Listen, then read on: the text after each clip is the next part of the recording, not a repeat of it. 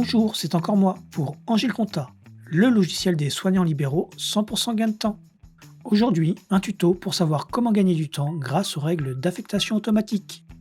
Prenons un exemple. Sur la page d'accueil Angile Compta de Sophie se trouvent 380 écritures en attente, autrement dit qui n'ont pas encore été affectées à une catégorie comptable. Dans la liste des écritures, celles en attente sont représentées par ce sablier. Parmi elles figurent plusieurs virements de la CPAM. Comme on le voit, Sophie en reçoit régulièrement. Elle décide donc de créer une règle d'affectation automatique.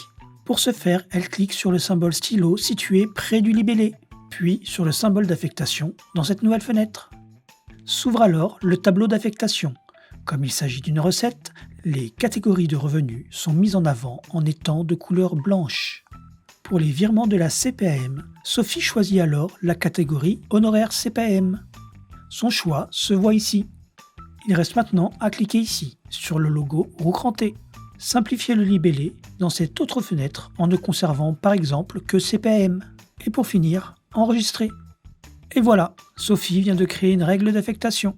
Sur sa liste récapitulative, la règle qui affecte les virements de la CPAM dans la catégorie des honoraires est bien là, avec 172 écritures affectées. Du coup, tous les virements qui proviendront de la CPAM seront désormais automatiquement enregistrés dans la catégorie honoraires.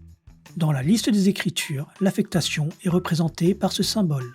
Vert pour les recettes, rouge pour les dépenses.